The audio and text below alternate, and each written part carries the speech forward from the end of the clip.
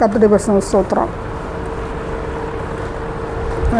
ஒரு தீர்க்கதரிசியின் அழைப்பு எப்படி இருக்கும் அப்படின்னு சொல்லிட்டு எசேக்கியேல் வந்து பைபிள் ஸ்டடி பார்த்துட்ருக்கோம். அதில் எசேக்கியேலுடைய அழைப்பு எப்படி இருக்குது அப்படிங்கிறத விட நாம் ஒரு தீர்க்கதரிசியின் அழைப்பு எப்படி இருக்கணும் அப்படிங்கிறத கம்பேர் பண்ணி பார்த்துட்டு வரோம். அப்போ என்ன பார்த்தோம் அப்படின்னு பார்க்கும்போது அவனுக்கு ஃபஸ்ட்டு என்ன கொடுக்குறாங்க, சுருள் புசிக்க கொடுக்குறாரு. அப்படிங்கும்போது நம்ம என்ன செய்யணும், வேதத்தில் தேறினவங்களாக இருக்கணும். யாரை மாதிரி இருக்கணும்னு சொன்னேன், எஸ்ரா மாதிரி. அடுத்து பார்த்திங்கன்னா அந்த சுருளை யாரெல்லாம் புதுசா அப்படின்னு பார்க்கும்போது எசேக்கியேல், ஒரு யார், யோவான், வேறு யார் பார்த்தோம்,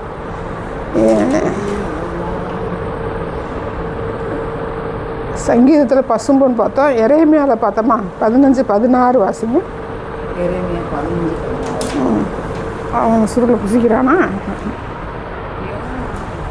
யோவான் புசிப்பார், அது பார்த்தோம், 10 போகாது, அது பார்த்துட்டோம். எரேமியா 15-16 பாருங்கள்.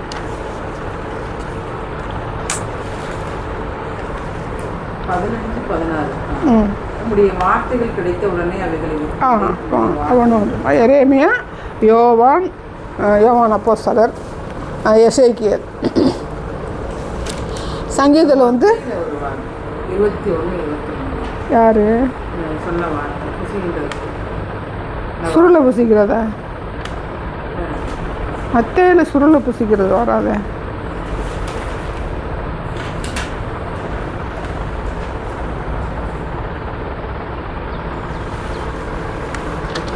யோவான் அப்போஸ்தலன் யோவான் வெளிப்படுத்தின விசேஷத்தில் சொல்கிறாரு.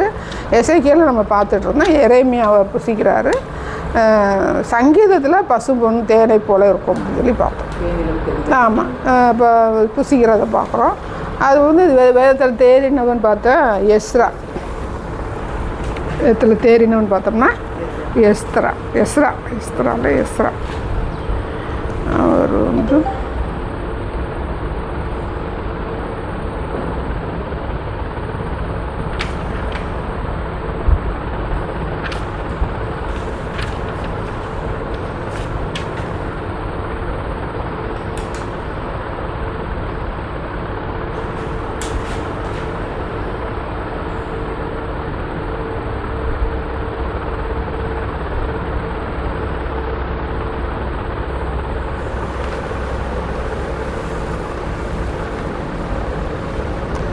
எஸ்ரா 7:6.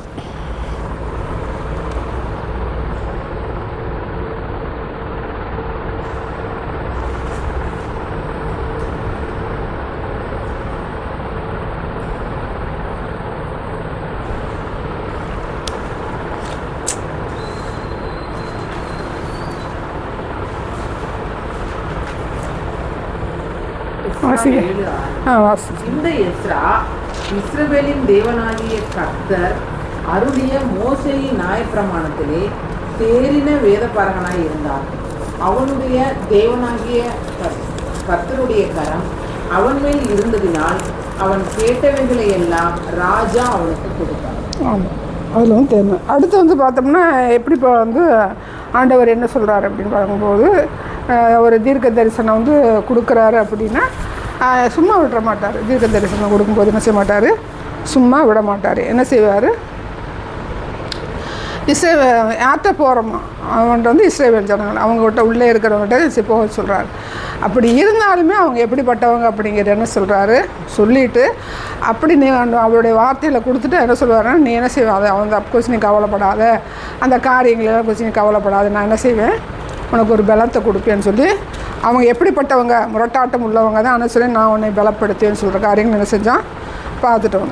அடுத்த அந்த எசேக்கியேல் அழைப்பு அப்படின்னு பார்க்கும்போது ஆவிக்குள்ளான அனுபவம், எசேக்கியேல் மாதிரி ஆவிக்குள்ளான அனுபவத்தை யாருமே அதில் பார்க்கலாம். அடுத்தது வெளிப்படுத்தின விசேஷத்தில் என்ன செய்கிறாரு, இவர் யோவான் வெளிப்படுத்தின விசேஷத்தில் பார்க்குறோம்.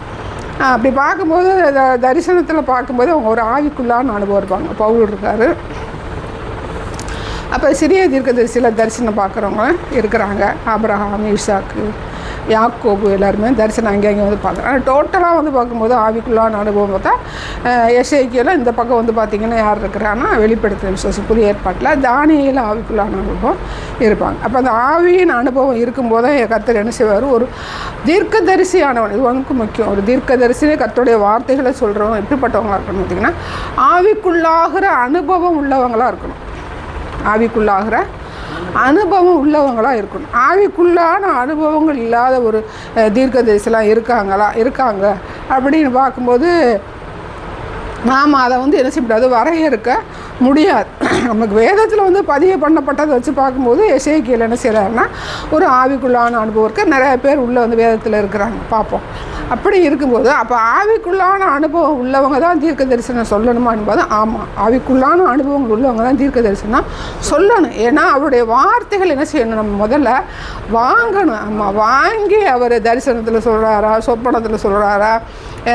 நீங்கள் தீர்க்க தரிசன வார்த்தையில் மேக்ஸிமம் பார்த்திங்கன்னா என்ன செய்யணும்னா தானியேல்கிட்ட வந்து சொப்பனத்தில் காரியங்களை வெளிப்படுத்துகிற தேவனாக இருக்கிறாரு. தரிசனத்தில் யாருக்கெல்லாம் வெளிப்படுத்துகிறாரு, ஈசாக்குக்கு வெளிப்படுத்துகிறாரு, ஆபிரகாமுக்கு வெளிப்படுத்துகிறாரு, நிறைய காரியங்கள் வச்சு வெளிப்படுத்துறாரு. தரிசனம், சொப்பனம், அப்புறம் வார்த்தைகளை வந்து நம்ம வந்து உள் வாங்கணும், கேட்கணும் அப்படின்னு பார்க்கும்போது அவர் ஆவிக்குள்ளான அனுபவம் இருந்தால் என்ன செய்ய முடியும், அந்த வார்த்தைகளை வாங்கி தியானித்து அது உண்மையாக கரெக்டாக நம்ம சரி மாம்சீகத்தில் சொல்கிறோமா ஆண்டவர் சொல்லிட்டு சொல்கிறாரு அப்படிங்கிறத நம்ம கேட்டு என்ன செய்ய முடியுமோ அந்த காரியங்களை சொல்ல முடியும். ஆசீர்வாதமான வார்த்தைகளை சொல்லிட்டோம்னா அது ஒரு பிரச்சனையும் வராது. இது நடக்காது அப்படின்னு சொல்லும்போது நடந்துச்சுன்னா நான் உனக்கு கல்யாணம் நடக்கணுதுன்னா 4 பேர் வருவாங்க, நடக்கலைன்னா வரமாட்டாங்க. அந்த மாதிரி காரியங்கள்லாம் இருக்குது. அப்படி இருக்கும்போது நாம் வந்து ஒரு எச்சரிப்பின் செய்தியை கொடுக்கும்போது மட்டும்தான் அந்த பிரச்சனைகள் வந்து வரும். நியாய தீர்ப்பின் செய்தி, எச்சரிப்பின் செய்தி கொடுக்கும்போது என்ன செய்யும், இந்த இப்படிப்பட்ட வார்த்தைகள் வந்து என்ன செய்யும் நமக்கு நேராக வரும். வேதத்தில் வந்து இப்போ நீங்கள் ஒரு சபை நடத்துகிறீங்க, ஒரு போதகராக இருக்கிறீங்க, எச்சரிப்பின் செய்தி அந்த ஜனங்களுக்கு மத்தியில் கொடுக்குறீங்கன்னா அவங்க வந்து திருந்துறதுக்கு என்ன செய்கிறாங்கன்னா அந்த எச்சரிப்பின் செய்தியை வந்து கொடுக்குற ஒரு போதகராக இருக்குது, அவர் மேய்ப்பராக இருக்கிறாரு, கொடுக்குறாரு. அதுவுமே தேவனுடைய வார்த்தையா அப்படின்னு சொல்லி அவர் என்ன செய்யணும், தேவ சமூகத்திலேருந்து ஒரு மேய்ப்பனானவன் எப்படிப்பட்டவங்களாக இருக்கணும்னா ஆவிக்குள்ளான அனுபவம் உள்ள ஒரு மனுஷன் அதுபடி தரம் தாழ்ந்து போகாமல் என்ன செய்யணுமா அந்த தீர்க்க தரிசன வார்த்தைகள் வந்து வெளிப்படும். அப்போ ஆவியின் அனுபவம் அப்படி பார்க்கும்போது எசேக்கியேல் 3வது அதிகாரத்தில் 12வது வசனம் வாசிங்க. அப்பொழுது ஆவி என்னை உயர எடுத்துக்கொண்டது, கர்த்தருடைய ஸ்தானத்திலிருந்து விளங்கிய அவருடைய மகிமைக்கு ஸ்தோத்திரம் உண்டாவதாக என்று எனக்கு பின்னாக கூப்பிடுகிற மகா சத்தத்தின் இறைச்சலை கேட்டேன். ஆமாம், அடுத்தது வந்து 3:14.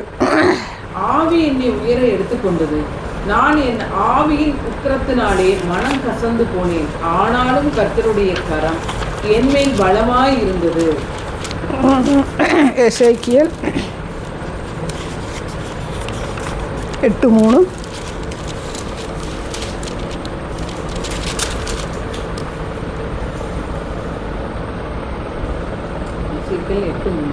கை போல் தோன்றினதை அவர் நீட்டி என் தலைமயிரை பிடித்து என்னை தூக்கினார்.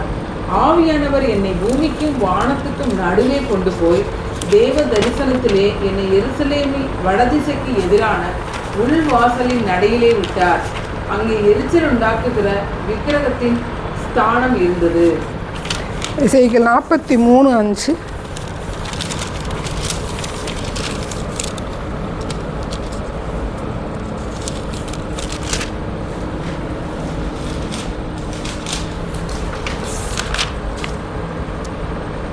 இந்த அளவு உட்பட 25,000 கோல் நீளத்தையும் 10,000 கோல் அகலத்தையும் அளப்பாயாக.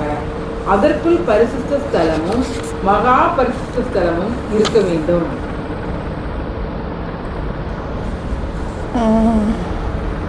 எசேக்கியேல் 3:13. ஒன்றோடொன்று இணைந்திருக்கிற ஜீவன்களுடைய செட்டைகளின் இறைச்சலையும் அதற்கு எதிரே ஓடிய சக்கரங்களின் இறைச்சலையும் மகா சத்தத்தின் இறைச்சலையும் கேட்டேன். அதுக்கு அடுத்தது வந்து 3:13 வச்சுங்களா. 1:15.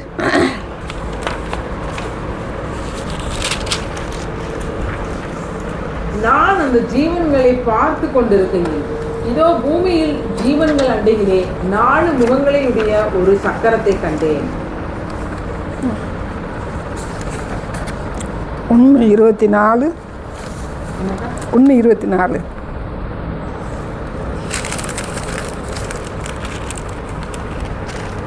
அவைகள் செல்லும் போது அவைகளுடைய செட்டைகளின் இரைச்சலை கேட்டேன். அது பெருவெள்ளத்தின் இரைச்சலை போலவும் சர்வ வல்லவருடைய சத்தம் போலவும் ஒரு இராணுவத்தின் இரைச்சலுக்கு ஒத்த ஆரவாரத்தின் சத்தம் போலவும் இருந்தது. அவைகள் நிற்கும்போது தங்கள் செட்டைகளை தளர விட்டிருந்தன.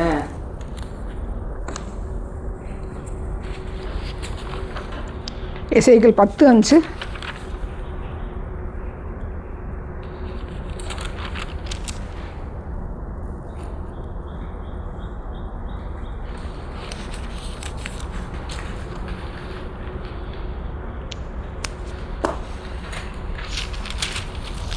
கேருபீன்களுடைய செட்டைகளின் இரைச்சல் சர்வத்துக்கும் வல்ல தேவன் பேசுகையில் உண்டாகும் சத்தம் போல வெளிப்பிரகாரம் மட்டும் கேட்கப்பட்டது.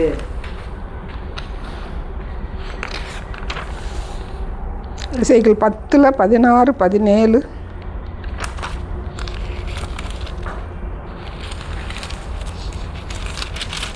கேருபீன்கள் செல்லுகையில் சக்கரம் அவைகள் அருகே ஓடின. பூமியிலிருந்து எழும்ப கேருபீன்கள் தங்கள் செட்டைகளை விரித்தபோது சக்கரங்களும் அவைகளை விட்டு விலகி போகவில்லை.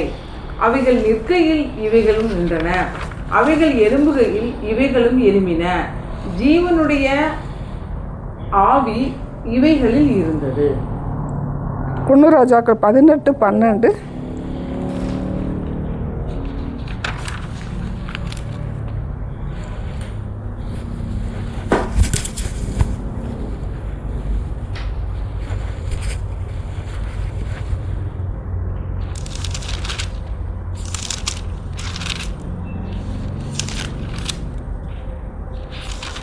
1 ராஜாக்கள் 18:12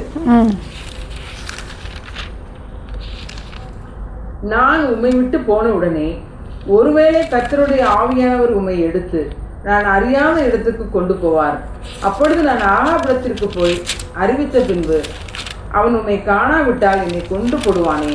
உமது அடியானாகிய நான் சிறுவயது முதல் கர்த்தருக்கு பயந்து நடக்கிறேன். இந்த இடத்துல அவர் என்ன செய்கிறாரு, அது நிறையா விஷயங்கள் இருக்குது. எளியா அதில் ஏசாயா 8:11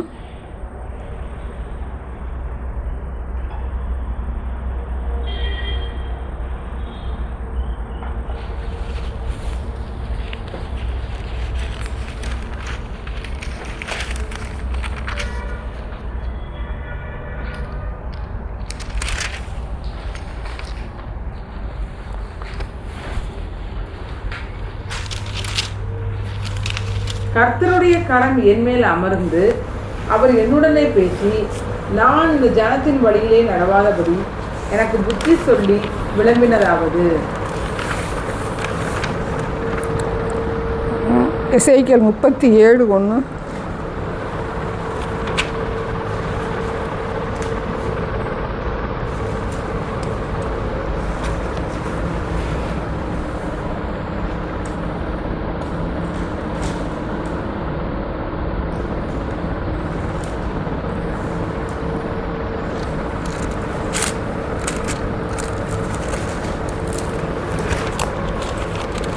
37:1 கர்த்தருடைய கை என் மேல் அமர்ந்து கர்த்தர் என்னை ஆவிக்குள்ளாக்கி வெளியே கொண்டு போய் எலும்புகள் நிறைந்த ஒரு பள்ளத்தாக்கின் நடுவில் நிறுத்தி.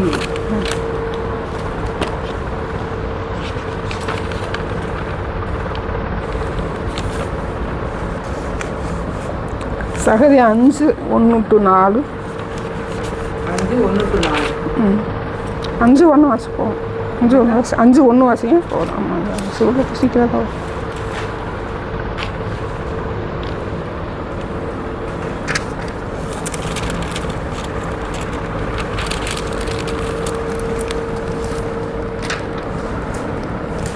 நான் திரும்பவும் என் கண்களை ஏறெடுத்து பார்க்கையில் இதோ பறக்கிற ஒரு புஸ்தகத் துருளை கண்டேன். 2:1 சகரியா 2:1 நான் என் கண்களை ஏறெடுத்து பார்த்தபோது இதோ தன் கையிலே அளவு நூல் பிடித்திருந்த ஒரு புருஷனை கண்டேன். 4:1.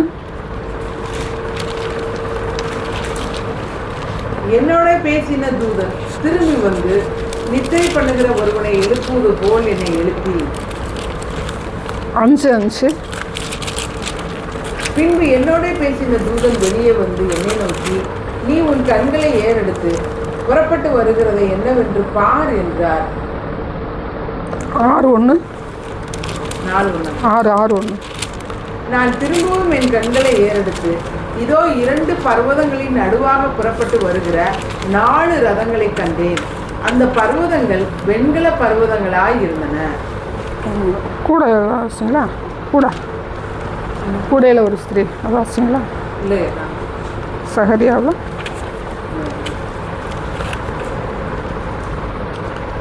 இந்த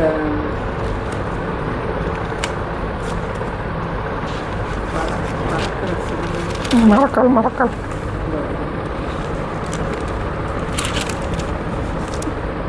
5:5 தான் மரக்கால். 5:5. பின்பு என்னோட பேசின தூதன் வெளியே வந்து என்னை நோக்கி, நீ உன் கண்களை ஏறெடுத்து புறப்பட்டு வருகிறதை என்னவென்று பார் என்றார்.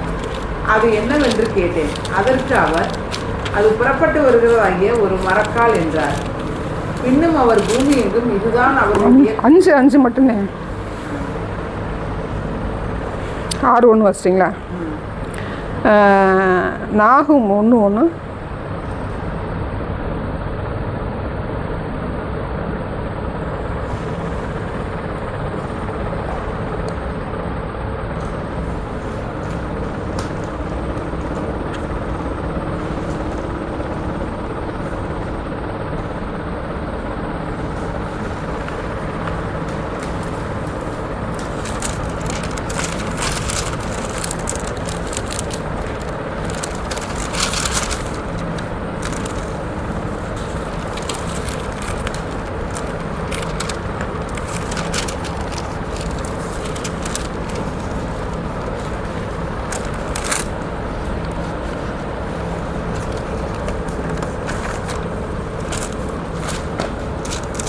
நாம் 1:1. நினிவேயின் பாரம். எல்கோசானாகிய நாகூமின் தரிசனம். சரி. ஆபிரகாம் ஆதியாகமம் 12:7. ஆபிரகாம்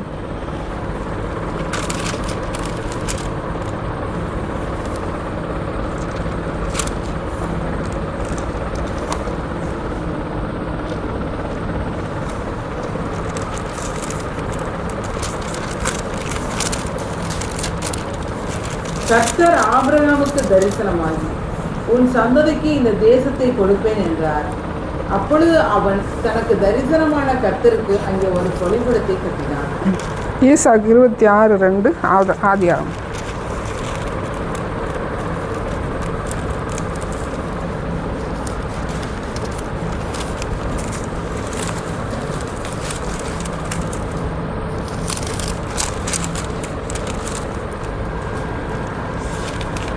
கர்த்தர் அவனுக்கு தரிசனமாகி, நீ எகிப்துக்கு போகாமல் நான் உனக்கு சொல்லும் தேசத்திலே குடியிரு. யாக்கோபு 28:12.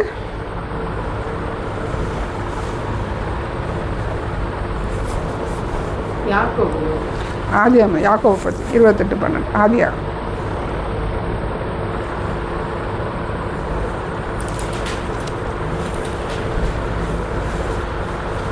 அங்கே அவன் ஒரு சொப்பனம் கண்டான். இதோ ஒரு ஏணி பூமியிலே வைக்கப்பட்டிருந்தது. அதன் நுனி வானத்தை எட்டி இருந்தது. அதில் தேவதூதர் ஏறுகிறவர்களும் இறங்குகிறவர்களுமாய் இருந்தார்கள்.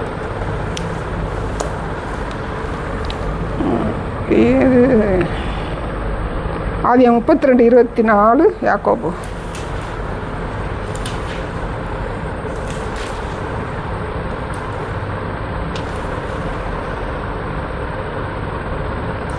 யாக்கோபு பிந்தி தனித்திருந்தான். அப்பொழுது ஒரு புருஷன் பொழுது விடியும் அளவும் அவனுடனே போராடி, அனனியா பற்றி அப்போஸ்தலர் 9:10. அனனியா.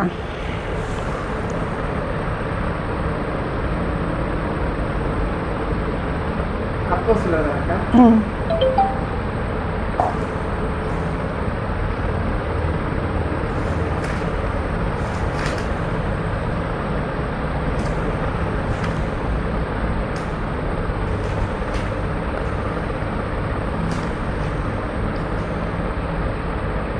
அப்போஸ்தலர் 9:10.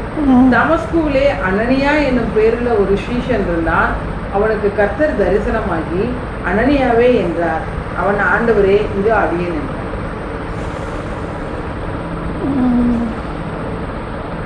அப்போஸ்தலர் 10:11 பேதுருவை குறித்து அவர் தரிசனம் பார்ப்பார்.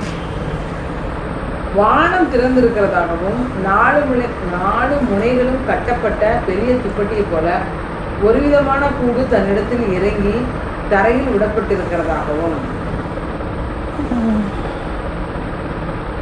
பேதுருவோட தரிசனம். சகரியா 4 தொழிலாளிகள் பார்த்தோமா?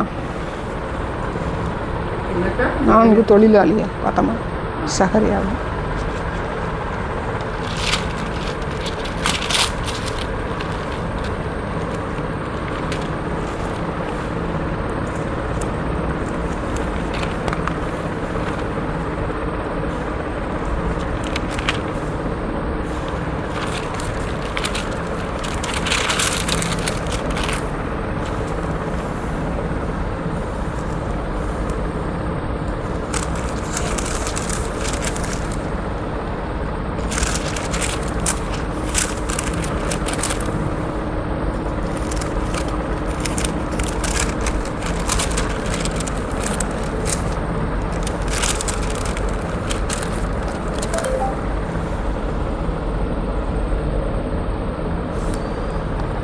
அலங்கரம் 4 தொழிலாளர்கள்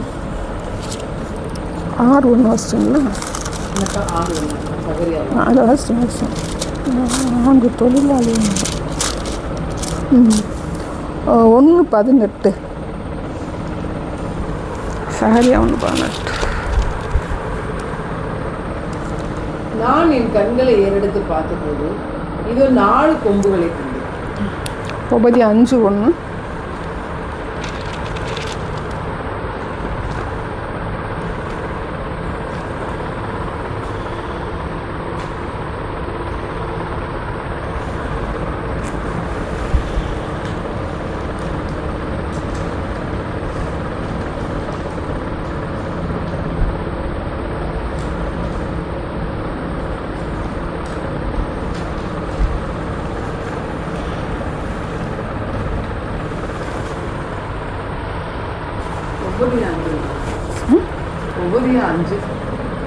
உபதியா 1:5 1:1 பாருங்க.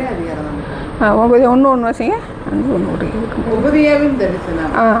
ஒரு தரிசனம் ஆண்டவர் ஏதோமை குறித்து சொல்லுகிறது என்னவென்றால், போதும். உபதியாவோட தரிசனத்தில் அதை சொல்கிறாரு. ஆமோஸ் பார்த்தோமா? ஆமோஸ் 1:1.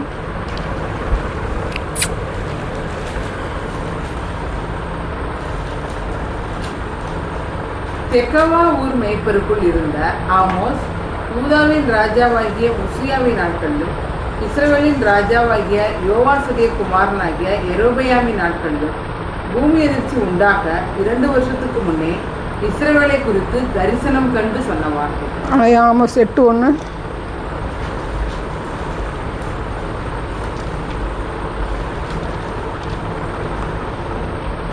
பின்பு கர்த்தராகிய ஆண்டவர் எனக்கு காண்பித்ததாவது, இதோ பழுத்த பழங்கள் உள்ள ஒரு கூடை இருந்தது. 9:1 ஆமோஸ்.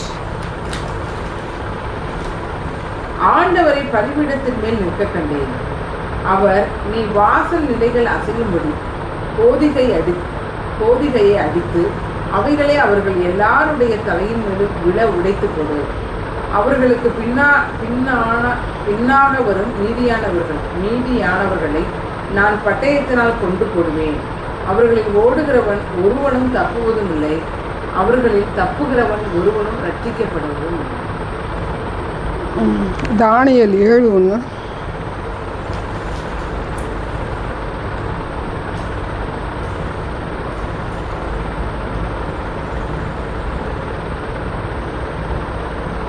தானியேல் 7:1.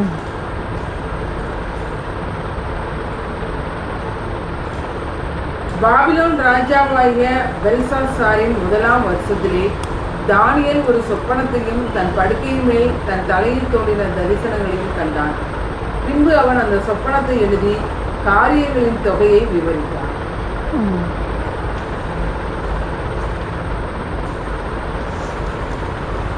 8 ஒன்று வச்சுங்களா? தானியல் 8 ஒன்று வச்சுங்களா? தானியேலா? தானியேல் 7:1. 8 ஒன்று வச்சுங்க. தானியேலாகி எனக்கு முதலில் காண்பிக்கப்பட்ட தரிசனத்துக்கு பின்பு ராஜாவாகிய பெல்சாசார் ராஜ்யபாரம் பண்ணின 3ஆம் வருஷத்திலே வேறொரு தரிசனம் எனக்கு காண்பிக்கப்பட்டது. வணக்கம் தமயந்தி, இது உங்கள் மாருதி 8. தானியல் 10:1.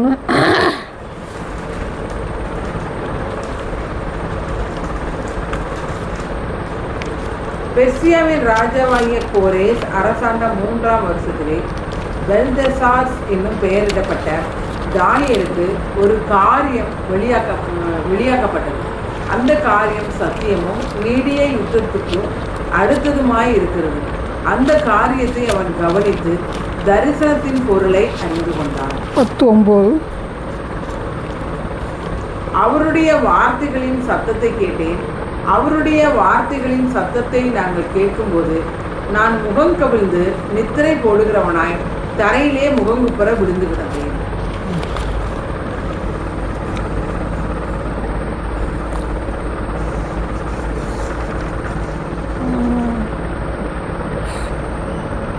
ரெண்டு Corinthians 12 2-4.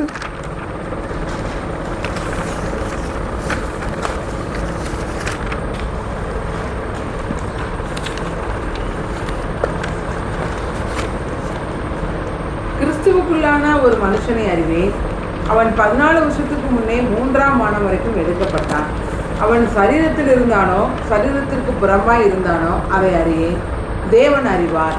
அந்த மனுஷன் பரதீசுக்குள் எடுக்கப்பட்டு மனுஷர் பேசப்படாததும் வாக்குக்கு எட்டாததுமாகிய வார்த்தைகளை கேட்டான் என்று அறிந்திருக்கிறேன். அவன் சரீரத்தில் இருந்தானோ சரீரத்திற்கு புறமே இருந்தானோ அதை அறியேன். தேவன் அறிவார். அடுத்து வந்து வெளிப்படுத்தும் விசேஷம் 1:10.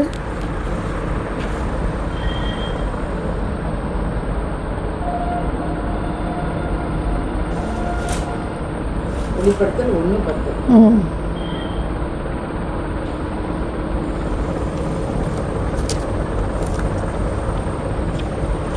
கர்த்தருடைய நாளில் ஆவிக்குள்ளானேன்.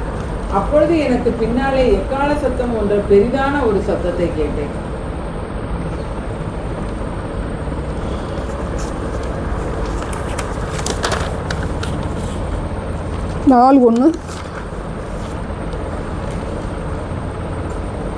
இவைகளுக்கு பின்பு இதோ பரலோகத்தில் திறக்கப்பட்டிருந்த ஒரு வாசலை கண்டேன். முன்னே எக்கால சத்தம் போல என்னுடனே பேச நான் கேட்டிருந்த சத்தமானது, இங்கே ஏறி வா, இவைகளுக்கு பின்பு சம்பவிக்க வேண்டியவைகளை உனக்கு காண்பிப்பேன் என்று விளங்கினது. 6:1. வெளிப்படுத்த அதே ஆட்டுக்குட்டியானவர் முத்திரைகளில் ஒன்றை உடைக்க கண்டேன். அப்பொழுது நான் ஜீவன்களில் ஒன்று என்னை நோக்கி, நீ வந்து பார் என்று இடிமுழக்கம் போன்ற சத்தமாய் சொல்ல கேட்டேன். எத்தனை வச்சுங்க? 5:1. 7:1. இவைகளுக்கு பின்பு பூமியின் 4 திசைகளிலும் 4 தூதர்கள் நின்று பூமியின் மேலாவது சமுத்திரத்தின் மேலாவது ஒரு மரத்தின் மேலாவது காற்று அடியாதபடிக்கு பூமியின் 4 காற்றுகளையும் பிடித்திருக்க கண்டேன்.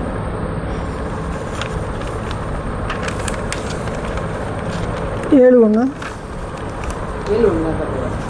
8:2.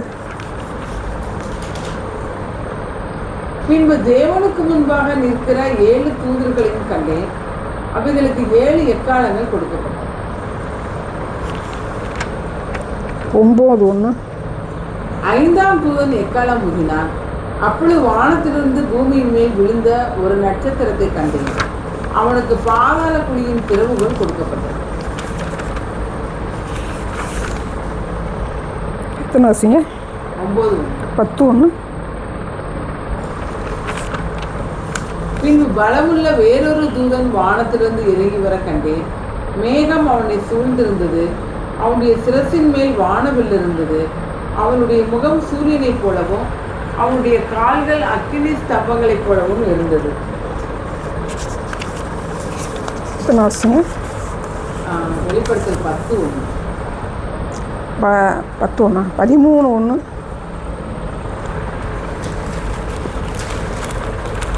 பின்பு நான் கடற்கரை மணலின் மேல் நின்றேன். அப்பொழுது சமுத்திரத்திலிருந்து ஒரு மிருகம் எழும்பி வர கண்டேன். அதற்கு 7 தலைகளும் 10 கொம்புகளும் இருந்தன. அதன் கொம்புகளின் மேல் 10 முடிகளும் அதன் தலைகளின் மேல் தூசணமான நாமமும் இருந்தது. 14:1.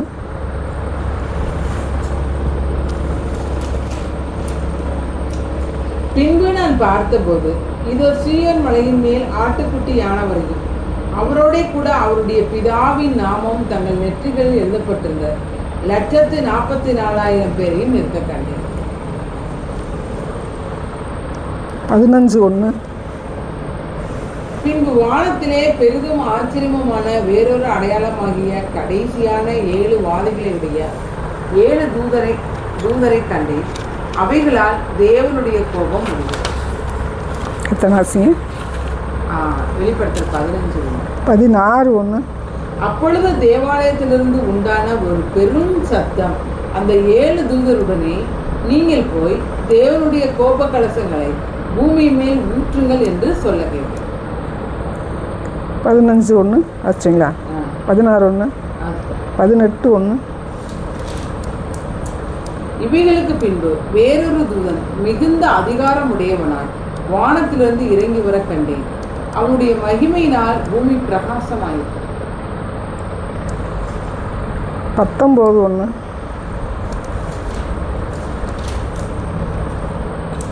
இவைகளுக்கு பின்பு பரலோகத்தில் திரளான ஜனக்கூட்டம் இடுகிற ஆரவாரத்தை கேட்டேன். அவர்கள் அல்லேலூயா, இரட்சணியமும் மகிமையும் கனமும் வல்லமையும் நம்முடைய தேவனாகிய கர்த்தருக்கே உரியது.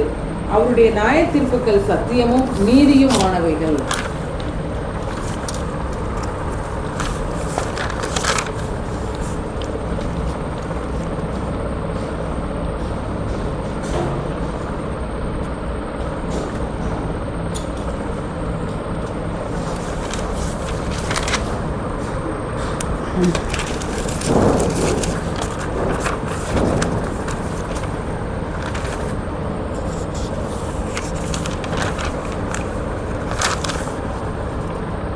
இருபது வச்சிட்டிங்களா? 21. வச்சிட்டிங்களா? ஒரு தூதன் பாதாளத்தின் திறவுகளையும் பெரிய சங்கிலியையும் தன் கையிலே பிடித்துக் கொண்டு வானத்திலிருந்து இறங்கி வர கண்டேன். 21:1. பின்பு நான் புதிய வானத்தையும் புதிய பூமியையும் கண்டேன். முந்தின வானமும் முந்தின பூமியும் ஒளிந்து போயின, சமுத்திரமும் இல்லாமல் போயிற்று. சமுத்திரம் இருக்காது. 22:1.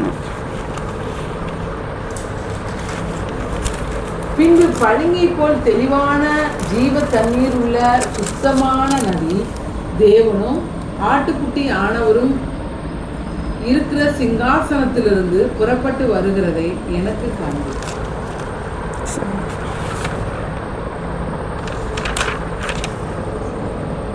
ஒரு எலிசா வந்து அவரை பார்ப்பார்ல, இது முடிச்சுக்கிறோம். நாகும் சொல்லிட்டிங்களா? நாகும் வச்சாச்சு. மிகாயா 2 நாளாகும் 18:18.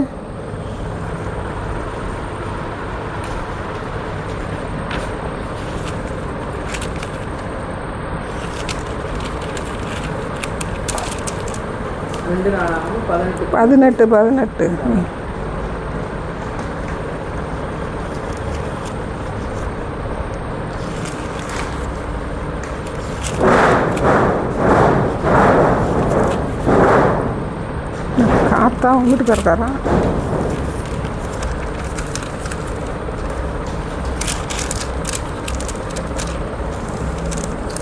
அப்பொழுது அவன் சொன்னது, கர்த்தருடைய வார்த்தையை கேளுங்கள். கர்த்தர் தம்முடைய சிங்காசனத்தின் மேல் வீற்றிருப்பதையும் பரமசேனையெல்லாம் அவர் வலது பக்கத்திலும் அவர் இடது பக்கத்திலும் நிற்கிறதையும் கண்டேன். காத்துன்னு ஒருத்தன் தரிசனம் பார்ப்பேன். 2 சாமுவேல் 24:11.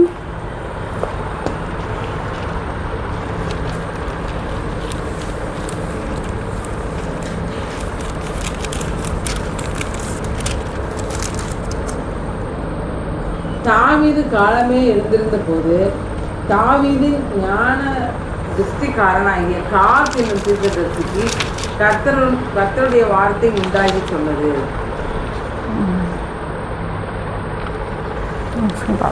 அனியேல், ஆபிரகாம், ஈசாக்கு, யாக்கோபு, அனனியா அப்போஸ்தலர், அனனியா இவர் இருப்பார், பிலிப்பு இருப்பார் அப்போஸ்தலர் 8 எடுங்க.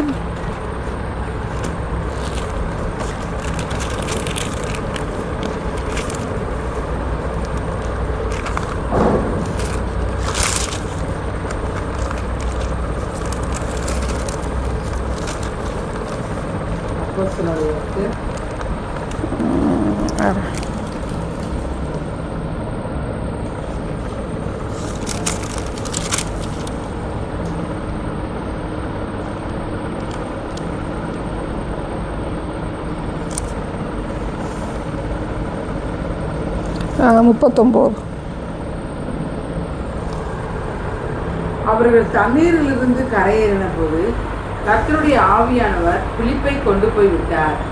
மந்திரி அப்புறம் அவனை காணாமல் சந்தோஷத்தோடு தந்தார். இவர் எலிசா எலியாவை பார்ப்பார்ல, அக்கினிரத்தில் ஏறி போகிறது, அது ஒரு தானே ஆவிக்குள்ளான அனுபவம் நம்ம பார்க்க முடியாதுல்ல.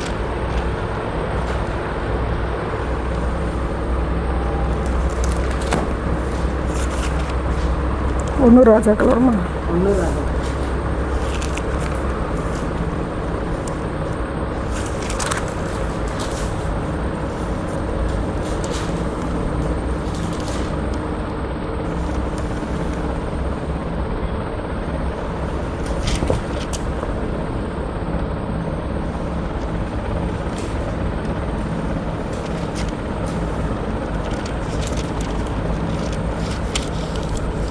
ராஜாக்கள் 2ஆம்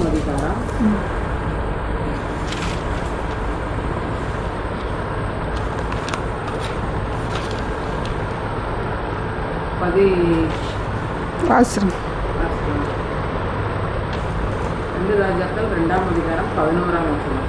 அவர்கள் பேசிக்கொண்டு நடந்து போகையில் இதோ அக்கினி ரதமும் அக்கினி குதிரைகளும் அவர்கள் நடுவாக வந்து இருவரையும் பிரித்தது. எலியா சுழல் காட்டினாலே பரலோகத்துக்கு ஏறி போனான். அதை எலிசா கண்டு, என் தகப்பனே, என் தகப்பனே, இஸ்ரவேலுக்கு ரதமும் குதிரை வீரருமாய் இருந்தவரே என்று புலம்பினான். அவனை அப்புறம் காணாமல் தன் வஸ்திரத்தை பிடித்து 2 துண்டாக கிழித்தான். அது ஞான திருஷ்டிக்காரனால தரிசனம் பார்க்குறவங்க சாமுவேலுக்கு அந்த பேர் இருக்கும். 1 சாமுவேல் 9:11 வாசிங்க.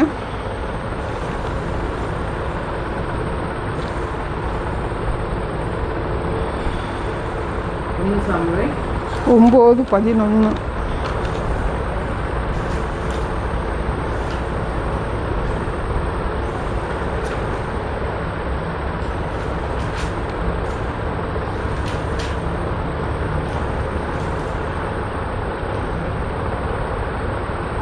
சீபா ராஜாவை நோக்கி, ராஜாவாகிய ஆண்டவன் தமது அடியானுக்கு கட்டளையிட்டபடியெல்லாம் உமது அடியானாகிய நான் செய்வேன் என்றான். ராஜகுமாரரில் ஒருவனைப் போல மேவிபோசேத் என்னும் என் பந்தியிலே அசனம் பண்ணுவான் என்றார். என்ன வாசனை? 1 சாமுவேல் 9. ஞான திருஷ்டிக்காரனாகிய சாமுவேல் வரும்.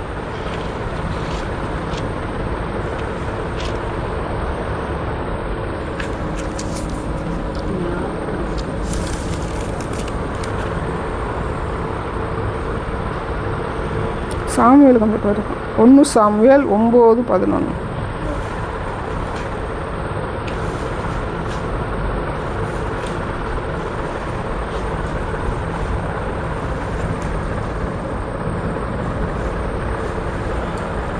அவர்கள் பட்டணத்து மேட்டின் வழியாய் ஏறுகிற போது தண்ணீர் எடுக்க வந்த பெண்களை கண்டு, ஞான திருஷ்டிக்காரன் இங்கே இருக்கிறாரா என்று அவர்களை கேட்டார். அதுலேயே 19 வாசிங்க. சாமுவேல் சவுலுக்கு பிரதியுத்தரமாக, ஞான திருஷ்டிக்காரன் நான் தான். நீ எனக்கு முன்னே மேடையின் மேல் ஏறிப்போ. நீங்கள் இன்றைக்கு என்னோட போஜனம் பண்ண வேண்டும்.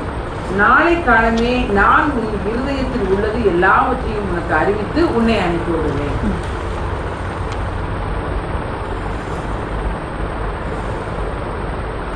இயேசு கிறிஸ்து வந்து ஆவிக்குள்ளான அனுபவம் வந்து ஒலிவ மலையில் ஆவிக்குள்ளாவாரா.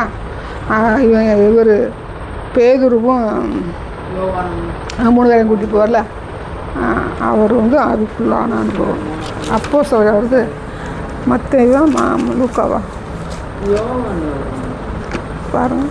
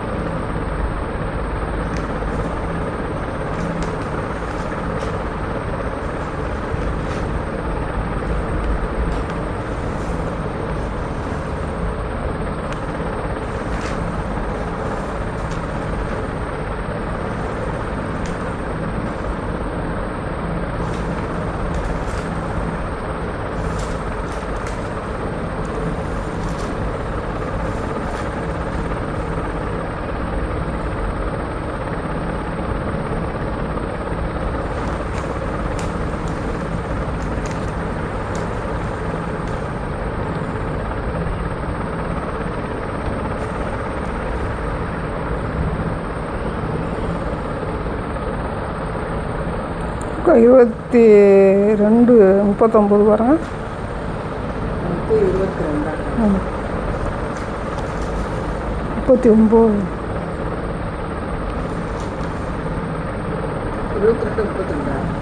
39 22 39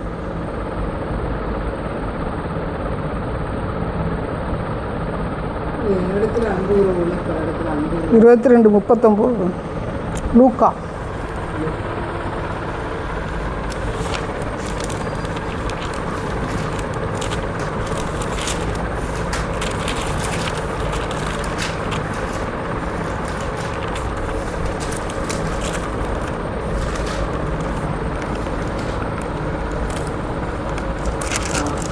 பின்பு அவர் புறப்பட்டு வழக்கத்தின்படியே ஒலிவ மலைக்கு போனார்.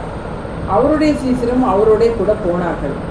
அவ்விடத்தில் சேர்ந்த பொழுது அவர்கள் அது மறுரூபமாக வரும்.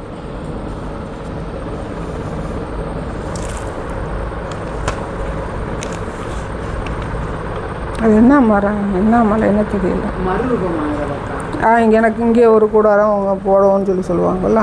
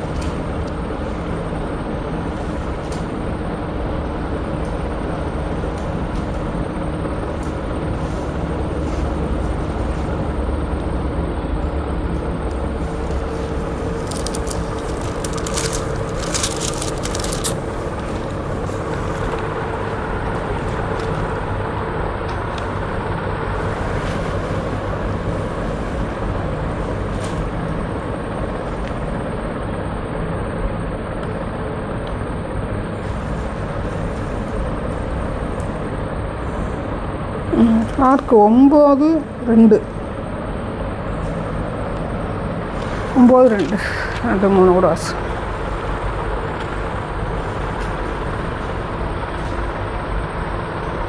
ஆறு நாளைக்கு பின்பு இயேசு பேதுருவையும் யாக்கோபையும் யோவானையும் அழைத்து உயர்ந்த மலையின் மேல் அவர்களை தனியே கூட்டிக் கொண்டு போய் அவர்களுக்கு முன்பாக மறுரூபமானார். அடிவாசிக்கல. அவருடைய வஸ்திரம் உறைந்த மலையை போல் பூமியிலே எந்த வண்ணானாலும் எடுக்கக்கூடாத வெண்மையாய் பிரகாசித்தது. அப்பொழுது மோசேயும் எலியாவும் இயேசுடனே பேசுகிறவர்களாக அவர்களுக்கு காணப்பட்டார்கள். அப்பொழுது பேதுரு இயேசுவை நோக்கி, ரபி, நாம் இங்கே இருக்கிறது நல்லது. உமக்கு ஒரு கூடாரமும் மோசேக்கு ஒரு கூடாரமும் எலியாவுக்கு ஒரு கூடாரமுமாக 3 கூடாரங்களை போடுவோம் என்றார். மோசே அது பேசும்போது அவர் முகம் பிரகாசமாக இருக்குங்க. அந்த சம்பவம் எடுங்க. மோசே யாத்ராமத்தில் வரும்.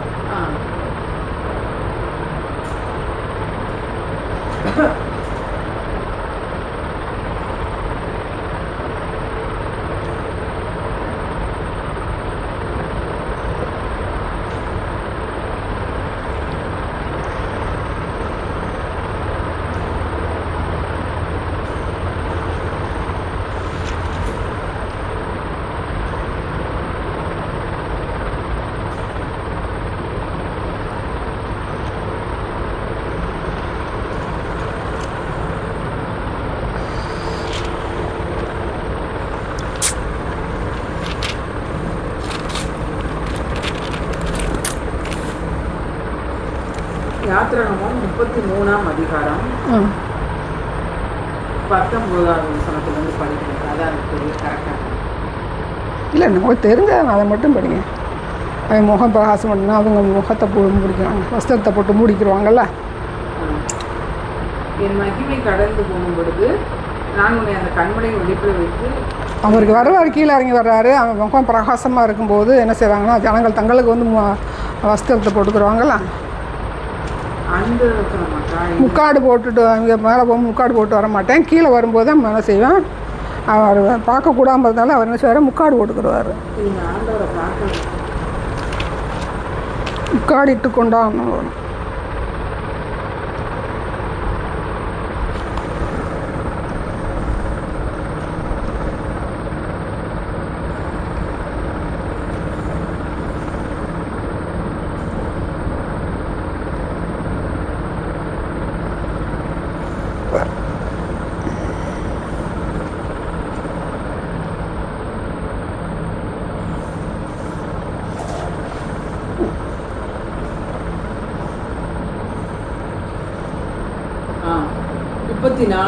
அதிகாரம் யாத்ராகமம் 34ஆம் அதிகாரம் 35வது வசனம். இஸ்ரவேல் புத்திரர் அவன் முகம் பிரகாசித்திருப்பதை கண்டார்கள். மோசே அவரோட பேசும்படி உள்ளே பிரவேசிக்கும் வரைக்கும் முக்காட்டை திரும்ப தன் முகத்தின் மேல் போட்டு அது மாதிரி முகமுகமாய் பேசினான். முகமுகமாய் பேசினான்.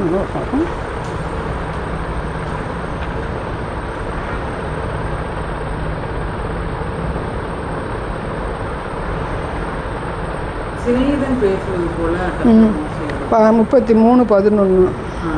ஒருவன் தன் சிநேகிதனோட பேசுவது போல கர்த்தர் மோசையோட முகமுகமாய் பேசினார். மோசே அடுத்து வந்து பார்த்தீங்கன்னா மரபு வச்சு பேர் எனக்கு தேடும்போது ஞாபகம். அப்போ வேதத்தில் வந்து தீர்க்க தரிசனம் சொன்னவங்க நிறைய பேர் இருக்கிறாங்க. ஆனால் ஆவிக்குள்ளான அனுபவம் அப்படின்னு பார்க்கும்போது ஏகப்பட்ட பேரை வந்து வேதத்துக்குள்ளே நமக்கு வந்து ஆட்கள் வந்து ஆதாரமாக இருக்கிறாங்க. ஒரு ஆவிக்குள்ளான அனுபவம் இருக்கும்போது தான் என்ன செய்யுது, ஆண்டவரோட உறவாட முடியும். ஆவிக்குள்ளான அனுபவம் இல்லாமல் நான் உறவாடுகிறேன்னு சொல்லும்போது அது என்ன செய்ய முடியாது, முடியாது. பீலையாம் பார்த்திங்கன்னா அவன் தரிசனத்தில் பார்ப்பானா, வார்த்தை சொல்லுவானா. பீலையாம்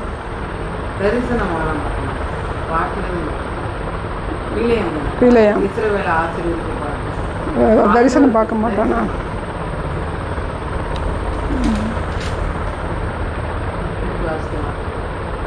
பாருங்க, எனக்கு தேவனுடைய ஆவி வருமா, தேவனுடைய ஆவி வரும். அது ஒரு கூட்டத்தை நான் பார்க்குறேன்னு சொல்லி சொல்லுவான்ல, அது தரிசனம் தானே. விலையம் பார்ப்பல அவங்க வந்து ஒதுங்கி இருக்கிறாங்க. என்னாகமத்தில் வரும் 24 நினைக்கிறேன். அவங்க எதுவும் கலவாமல் தனியாக இருக்கிறாங்கன்னு சொல்லிட்டு ஒன்று வரும்ல. கண்மணி உச்சிலிருந்து நான் அவனை கண்டு குன்றுகளில் அவனை பார்க்கிறேன். அந்த ஜனம் ஜாதியோடு கலவாமல் பார்க்கிறேன். அதுதான் பிள்ளையம் என்ன செய்கிறேன், பிள்ளையம் வந்து தரிசனம் பார்க்குறேன். வேறு யாரோ பார்த்தேன், யாரும் வச்சு மறந்துட்டேனே. சரி, அப்போ அதுக்குள்ளான அனுபவம் அப்படின்னு பார்க்கும்போது யாரெல்லாம் பார்த்தோம்? எசேக்கியேல், தானியேல், யோவானப்போஸ்தலர், பவுலு, ஏசாயா, நாகூம், ஆபிரகாம், ஈசாக்கு, யாக்கோபு. இதில் இதில் அனனியா, பேதுரு, ஆமோஸ், பவுலு, ஆமோஸு, மிகாயா, காத்து, வேறு யார்? மோசே, பிலிப்பு, சாமுவேல், ஒருத்தர் ஞாபகம் மறந்து, இயேசு கிறிஸ்து. இயேசும் பார்க்குறாரு, பேதுரு பார்க்குறாரு தரிசனம், மோசே பார்க்குறாரு. ஞான திருஷ்டிக்காரனால யாருன்னா தரிசனம் பார்க்குறோங்க. பீலையாமல் பார்க்குறேன், எழுதி வச்சுக்கோங்க. சரி, அப்போ ஆவிக்குள்ளான ஒரு அனுபவம் யாருக்கு இருக்கணும்? ஒரு தீர்க்கதரிசி தேவனுடைய பிள்ளைங்களுக்கு இருக்கணும், எல்லாமே இருக்கணும். இன்றைக்குள்ள காலங்களில் என்ன செய்யணும்? எல்லாமே இருக்கணும். இது பழைய ஏற்பாட்டு காலங்களில் பார்த்திங்கன்னா ஆண்டவர் தீர்க்கதரிசியை எடுத்து பயன்படுத்தும் போது அந்த ஒரு மனுஷன் எப்படிப்பட்டவனாக இருக்கணும்? ஆவிக்குள்ளான ஒரு அனுபவம் உள்ளவனாக இருந்தால் தான் ஆண்டவர் என்ன செய்ய முடியும்? அவருடைய வார்த்தைகளை எடுத்து பேச முடியும். இப்போ அனுபவம் இல்லாத ஒரு தீர்க்கதரிசினா யோனாட்ட சொல்கிறாரு, நீ எழுந்து என்ன செய்ய, நினிவேக்கு போய் அப்படின்னு சொல்கிறாரு. அப்போ அவங்கள கர்த்தர் எடுத்து பயன்படுத்த மாட்டாரா அப்படின்னு பார்க்கும்போது அது நமக்கு மறைக்கப்பட்ட ஒரு சத்தியமாக இருக்குது. ஆனால் நம்ம இந்த எசேக்கியேல் அழைப்புன்னு பார்க்கும்போது எப்படி இருக்குது பார்த்திங்கன்னா, அவனுக்கு 3 விதமான ஒரு தலைப்பு கொடுத்து நம்ம பார்த்து எப்படிப்பட்டவங்களாக இருக்கணும்? அந்த சுருளை புசிக்கக்கூடிய ஒரு வேதத்தை கரைச்சி குடிக்கக்கூடிய ஒரு தன்மை உள்ளவனாக இருக்கணும். அடுத்து பார்த்தோம்னா ஆண்டவர் என்ன செய்கிறாரு? முரட்டாட்டமுள்ள ஒரு ஜனத்தின் மத்தியில் போகும்போது அந்த காரியங்களை என்ன செய்கிறாரு? வெளிப்படுத்துகிற தேவன். அடுத்து பலப்படுத்துகிற தேவன் சொல்லிட்டு செஞ்ச ஒரு 3 காரியம் பார்ப்போம். இப்போ 4வது காரியமாக அந்த 3வது அதிகாரத்தில் என்ன பார்க்குறோம் அப்படின்னு பார்க்கும்போது, எசேக்கியேல் அழைப்பில் பார்க்கும்போது ஆவிக்குள்ளான ஒரு அனுபவம் தேவனுடைய தீர்க்கதரிசிக்கு என்ன இருக்கணும்? கண்டிப்பாக இருந்து ஆகணும் அப்படின்னு சொல்லி ஏகப்பட்ட ஒரு வேதத்தில் நமக்கு தெரிஞ்ச அளவுக்கு நம்ம சொன்னால் பார்த்தோம். இன்னும் ஒன்று டக்குன்னு வந்துகிட்டே இருந்துச்சு, அது என்ன மறந்தே வச்சு ஒரு இந்த தரிசனம் பார்க்கக்கூடிய.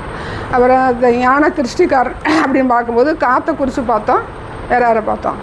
இவன் சாமுவேல் என்ன செய்கிறான்? ஒரு தீர்க்க தரிசி தான். அந்த ஞான திருஷ்டிக்காரன் பார்க்கும்போது தரிசனம் பார்க்கக்கூடிய ஒரு நபர் அப்படின்னு சொல்லி நம்ம பார்த்தோம். ஏகப்பட்ட காரியங்களை பார்த்தோம். அப்போ எசேக்கியேலுடைய அழைப்பில் 4 காரியங்கள் பார்த்துருக்கோம். சுருளை புசிக்கிறது, அடுத்து முரட்டாட்டமுள்ள ஜனங்களுக்கு தீர்க்க தரிசனம் சொல்கிறது, கர்த்தர் பலப்படுத்துகிற தேவன், அடுத்து ஆவிக்குள்ளான ஒரு அனுபவம் உள்ள ஒரு மனுஷனை பார்க்குறோம். மணி எதன்னு பார்த்துக்காங்க. மணி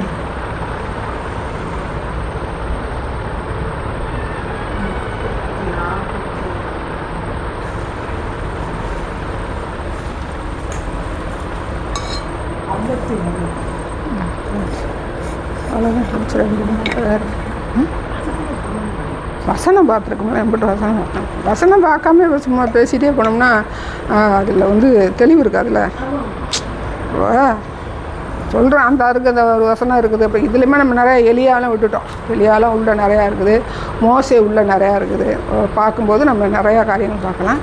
இன்னும் ஒருத்தர் இப்போ இயேசுக்கு எல்லோரும் நம்ம தேவனுடைய சமூகத்துக்கு எலியா இருக்காரு, எலிசா இருக்கிறாரு. ஒரு தீர்க்க உபதியான்றவர்னு சொல்கிறாரு, நீங்கள் ஓட்டு கொழிஞ்சுக்கிட்டிங்கன்னா வந்துடுவீங்க அப்படின்னு சொல்லி சொல்கிறாரு. ஆமாம். அப்புறம் இவன் நான் பார்த்தோம். முக்கியமாக கேயாசி, அதே ஞாபகம். கேயாசியும் தரிசனம் பார்க்குறேன். என்ன சொல்கிறேன்? அந்த கண்ணை திறந்துட்டோன்னு என்ன பார்க்குறேன்? அதை எடுத்து வாசிச்சுருங்க. கேயாசி, அதை எழுதி வச்சுக்கோங்க. கேயாசி அதே மெயினாக. எலியாவுக்கு நிறையா காரியங்கள் இருக்குது, எலிசாவுக்கு இருக்கிறதுக்காக மோசையை பற்றி நம்ம நிறையா பார்க்கலாம். அடுத்து பார்த்திங்கன்னா இந்த கேயாசிக்கு கண்ணை திறக்கிறார். இவர் இந்த ஆகாருக்கு கண்ணை திறக்கிறார். அதையும் குறித்து வச்சுக்கோங்க. ஆகாரும் ஒரு தரிசனம் வாங்கக்கூடிய ஒரு தன்மை உள்ளவாக இருக்கிறார்.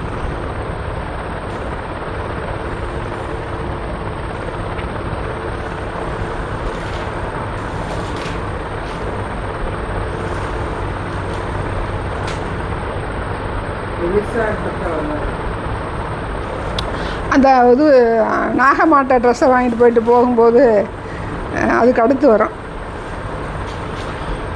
நிறைய பேர் வருவாங்களா, பிடிக்கிறதுக்கு வருவாங்கள்ல.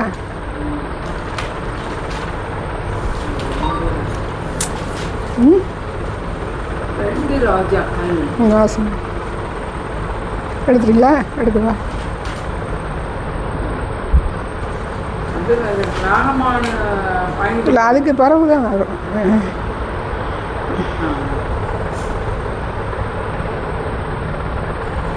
ஒன்று ராஜாக்களா 2 ராஜாக்களா? 2 ராஜாக்கள் 6ஆம் அதிகாரம். வாசிங்க.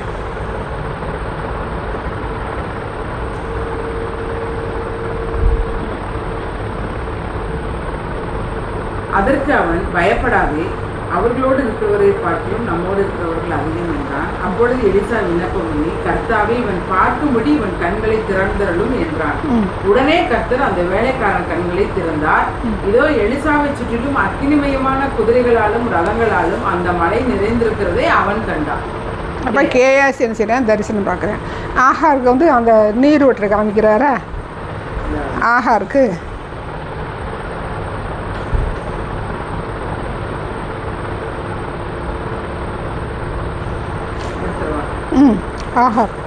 ஆஹாருக்கு வந்து கண்ணு திறக்கிறாள்ல, அவள் நீரொற்றை பார்த்து தண்ணி குடிக்கிறாள்ல, பிள்ளைக்கு கொடுக்குறாள்ல.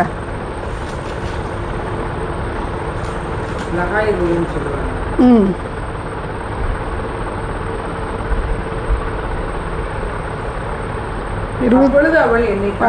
அதிகாரம் அது அந்த இது அதை வாசிங்க. கண்ணை திறந்து அதிகாரம் வசனம் சொல்லுங்க. ஆதியாகமம் 16ஆம் அதிகாரம் 13வது வசனம். அப்பொழுது அவள், என்னை காண்பவரை நானும் அது இல்லை,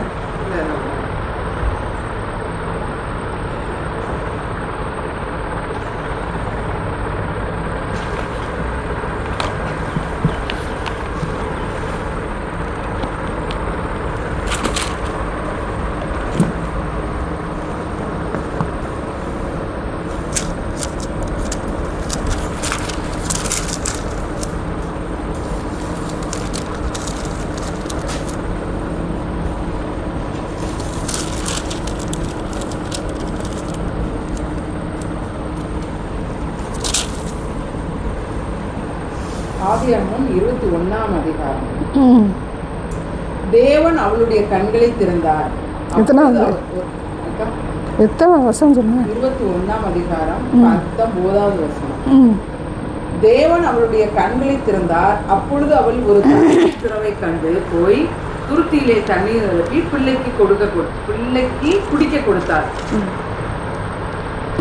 ஸ்தேவன் பானம் திறந்துருக்க. ஸ்தேவன் கல்லறியும் போது பானமே திறந்துருக்கும். 50 அப்போஸ்தலர் 7:51 நம்ம 7:51 61 7 ஸ்தேவான் வந்து 7 9 வந்து இப்போ சவுல் பவுல்.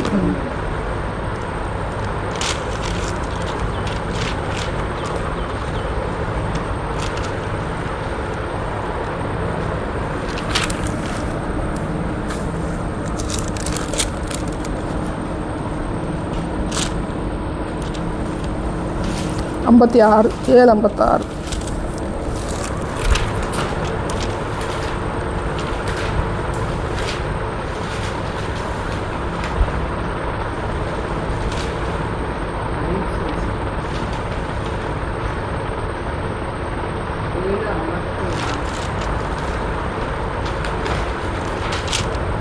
அதோ வானங்கள் திறந்திருக்கிறதையும் மனுஷகுமாரன் தேவனுடைய வலது பாரிசத்தில் இருக்கிறதையும் காண்கிறேன் என்றார்.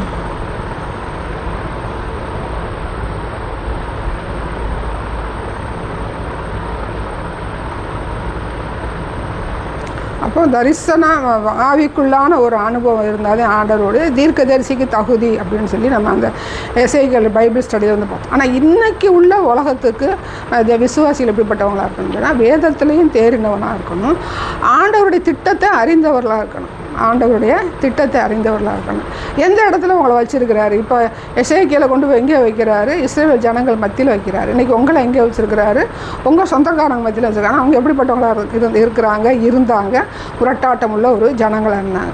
அன்றைக்கும் ஆண்டவர் அவங்களை கொண்டு வந்து அனுப்பியிருக்கிறாரு. தேவனுடைய திட்டம் தெரியலை, அவர்கிட்ட வந்து நம்ம என்ன செய்ய முடியாது, கிளியராக கண்டுபிடிக்க முடியலைனால இனிமேலாவது நம்ம என்ன செய்யணும், தேவனுடைய திட்டத்தில் இன்றைக்கி இந்த ஆடிப்பட்டியில் என்னென்ன செய்யணும் அப்படின்னு போது பார்த்திங்கன்னா, இப்போ இப்போ என்ன சாதாரண ஒரு ஆவிக்குள்ளான அனுபவம் வந்து சாதாரண காரியம் கிடையாது. எசேக்கியேலுடைய ஆவிக்குள்ளான அனுபவம்னு சொல்லி நம்ம எடுத்தோம், அப்படி தானே?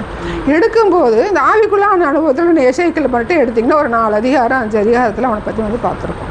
அப்போ இது எங்கெல்லாம் வந்து அந்த ஆவிக்குள்ளான அனுபவம் போகுது, தேவனுடைய சன்னிதானத்தில் இருக்கும்போது என்ன செய்யுது, ஆண்டவர் என்ன செய்கிறாரு, அங்கேயும் என்ன செய்கிறாரு, எடுத்து காண்பிக்கிறது. அவனர் என்ன மறைஞ்சிருக்குது, என்ன இருக்குதா அப்படிங்கிறது தெரியல.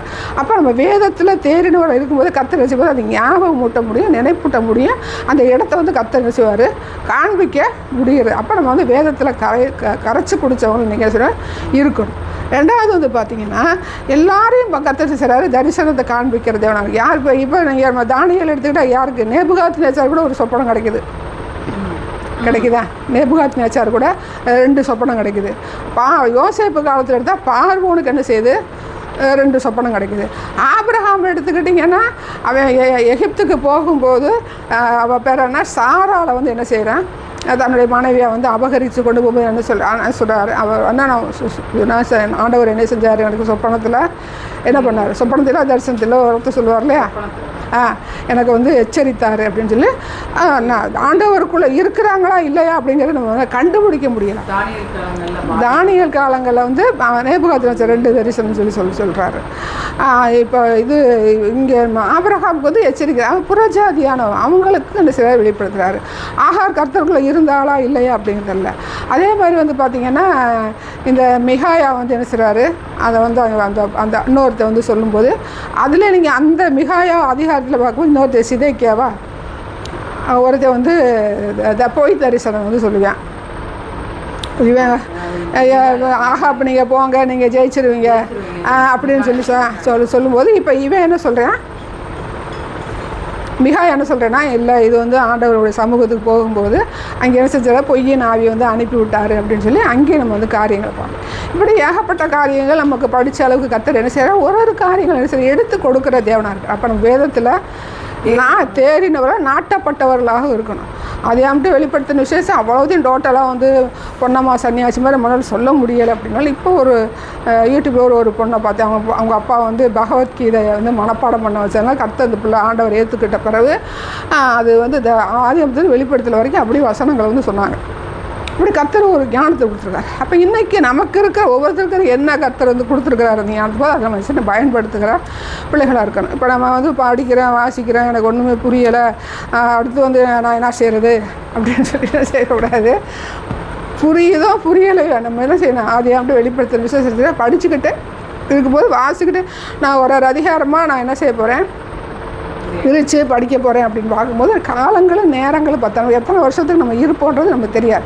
படிக்கணும். இப்போ நீங்கள் வந்து ஒத்த வாக்கியத்தை வச்சு ஆண்டவர் கொடுக்குறத வச்சு ஒன்றுனா இப்போ எசேக்கியேல் எப்போ எத்தனை வருஷம் மாசாசு எல்லாமே நம்ம உள்ள டோட்டலாக உள்ளே போகலாம்.